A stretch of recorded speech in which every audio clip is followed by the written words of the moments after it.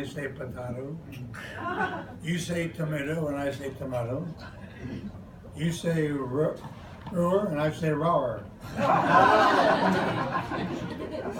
don't know which it is. Well, you be nice, Tom. Not easy. As Yogi Berra said,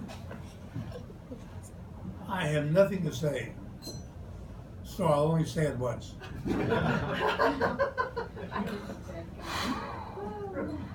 Little history on the Guggenheims in Colorado. For those, particularly in the family and a few bystanders who may be interested. My brother Jack came to the Colorado School of Mines in 1941. Graduated as a petroleum engineer and wound up in the shoe business. My brother Charles went to Colorado A&M, now known as Northern Colorado, in 1948 in animal husbandry. He wound up being one of the most famous documentary movie makers in America, with more Oscars than Ken Burns. He had 4. And his son has also had 1 Oscar as well, and is about to come out today with a very interesting movie about Malala, the famous Pakistani girl who got shot in the face. That's his son. That's opening today in major cities in America. So our interest in coming to Colorado was pretty obvious. I wanted to go to undergraduate business school. I applied at the best one in the country, which was Wharton. Didn't get in. That was 46. The GIs were all coming back and it was a very difficult time. So my father called up CU to see if he could grease the slides. And the dean of admissions said, well, Guggenheim. That does sound familiar. We have a Guggenheim building here. And my dad said, oh yeah, that's Simon. She said, well, let me tell you something. If your son can come this summer, June of 46, if he doesn't flunk out, he can stay. And that's what happened. So that's how we got out here. It was important to our family to keep the Guggenheim name important at CU, since it first was established in 1906 by a far distant cousin named Simon, who gave the Guggenheim building on the campus today, as well as School of Mines, as well as Colorado State, in memory of his son John, who died at age 17. That was in 1906. He turned out to be a senator from Colorado shortly thereafter, before senators were elected at large. They were appointed, and he kind of bought his way into it. He was chairman of a little company called American Smelting and Refining in Pueblo, the biggest smelters in the world. And the story of he and his family, of which Mr. Ryer knows well, because he had a son named Murray, who gave $12 million to Mayo Clinic many years ago. What their family did was incredible, coming over as peddlers to Philadelphia, buying an interest in a mine in Leadville, Colorado, and turning out to control 50% of all the copper in the world. They were amazing.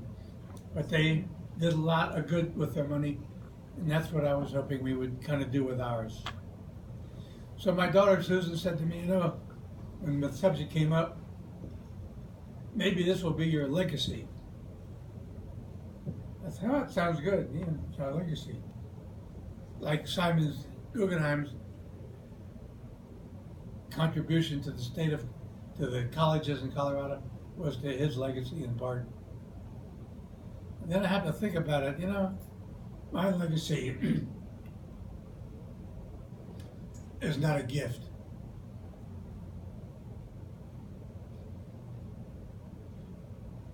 my legacy of my kids.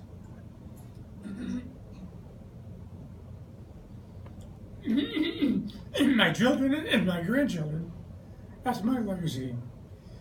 But when I see you, excuse me, I have a little congestive problem. So what is it that we're doing? You know what it is? It's payback. Payback. It's not emotions, I just have a congestive problem.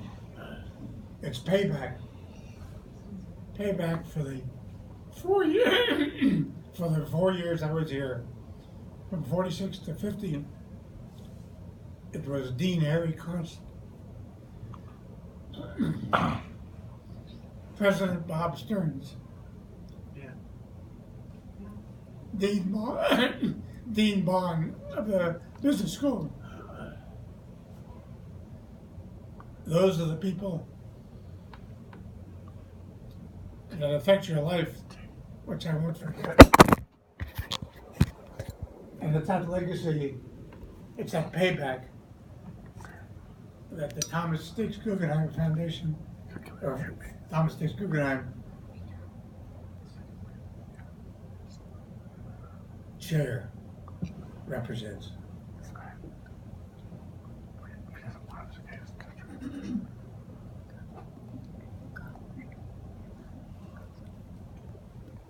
So that is the history of what we had in mind, and hopefully Oh, here's a glass of water. that'll help. Namesake. I think I need some hot tea, thank you. Thomas, little Thomas. Thomas or Thomas? Thomas. A little Tommy.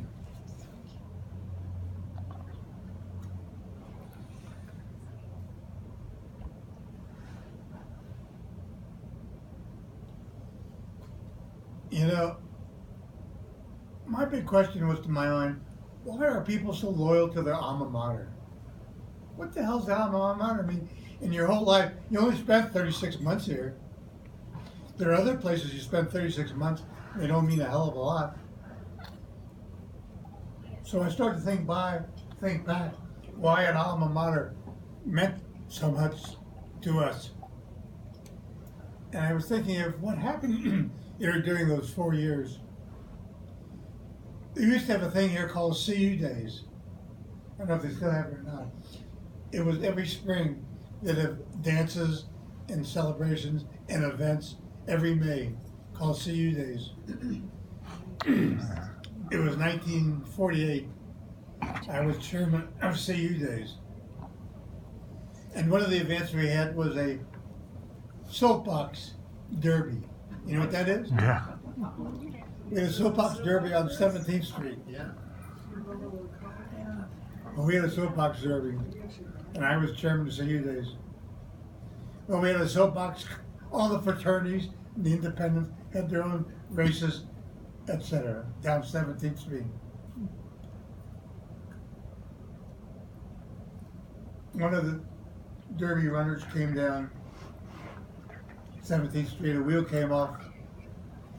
There was a freshman on the sideways, on the sidewalk, broke his leg. He died. I didn't know you could die from a broken leg, but the marrow from his bone got into his bloodstream, killed him. And I remember going to his funeral. He was from a Jewish Orthodox family, and we shoveled dirt on his grave. I remember other events at CU, which are hard to believe. I hated chemistry.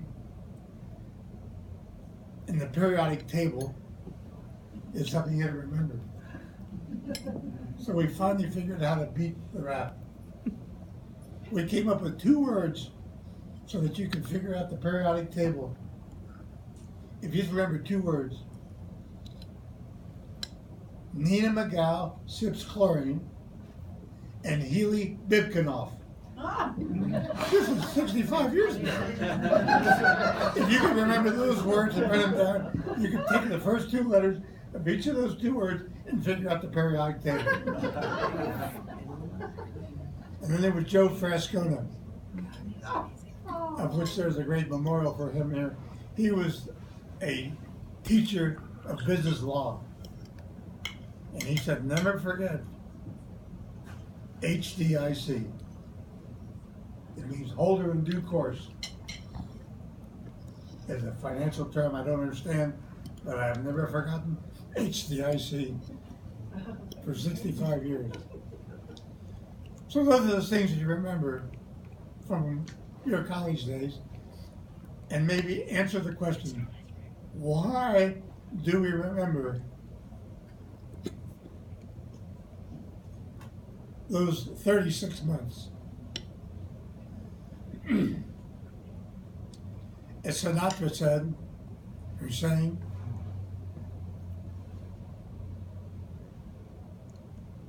these are the warm September years of my life.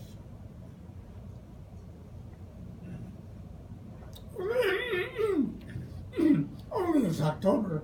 Only about 2 days. So in the warm September years of my life,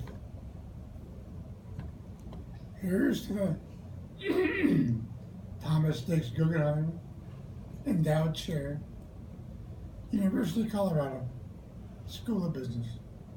You're right.